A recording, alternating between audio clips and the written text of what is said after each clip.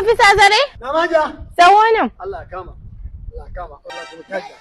Ba ta mace ki. Ya an kai na gan mota ta haka da dauda. Babu wanki babu komai kuma fita zan yi. Hajiya gara ki manci. In ba irin kumanya ba babu inda za ki ga irin ofisoshi muna zuwa muna muku aikin gadi.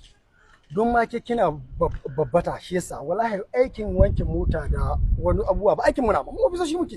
Ina bai kamata ki bi da yawan ga aikin hajiya. Ba ni ba. Amma dai ya kamata ko dai ka gan ba a wanki ai sai ka kira direba ka ce wankin mota ko. Direba aiki ne na. Direba. Na'am. To hajiya na magana. Hajiya. Ya an kai haka zan fita kuma mota ta ba a wanke ta ba. To ai hajiya ke kuma security ya kamata a ce ya wanke mota. Kai gada kare na min da wayo Nigerian police wallahi ina kulle ka. In ba irin su hajiya ba amma kan manyan mutane babu inda muka zo ganin muna aikin gaji. Kai ka shiga. To duk me aka dauko ka nan? Ba don ka wanke mata motar ta ba. Ya. Ni da yanzu da bana son gaddaman nan.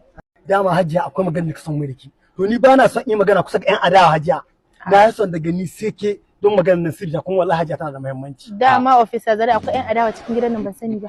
Ke gani ko hajiya shi yasa nace wallahi ki ba saka mai huska. Ki san maganar za a fito ga baki ne ya faɗi ta ba. Direba in ba kai da adanka ba.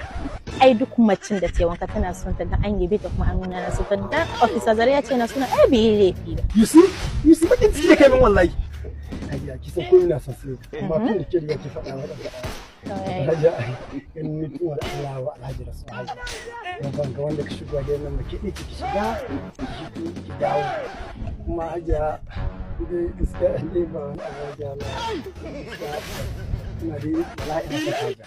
Hajiya ke gani ma wallahi na dade ina son illa dai na capacity kina yayi yawa kuma kamata a ce na yi. Hajiya wallahi ƙarya kai muna hucci na kai kai ban gane ƙarya ta kai ba kana so ka ce mai ƙarya ta kai wanda a direban da kullum ina ɗaukar ta ga ta inda zan kai ta ka ce mai ƙarya ce ƙarya haka ba ka son wallahi babu zance wallahi ƙarya ne ba ki son dan hutu dogo kika so wallahi to sai ya ina ruwanta da gudu ko dogo ko da ka ta nace shin ba dai ku duka kuna suna ba to yanzu abin da nake so da ku biyu ku je ku yi shawara duk wanda ya bama wani zan ba shi miliyan 10 miliyan 10 miliyan 10 dan buru ba zo mu shawara ya za a miliyan 10 ko naira ban da kuɗin kamun zuwa gida wallahi wani kai kuma duk a gangar da aka yi wallahi zaga da kusi banda to yanzu ya za a yi wajibin wannan yanzu ka bar min in aka kare sai ba ba son kuɗi gare ka miliyan 10 din shiga ko naira ba ka ce min bari ka bar min ita wallahi ka bar min ita mana ka bar min ita mana in kuma sai ta kuma hajiya cash ko transfer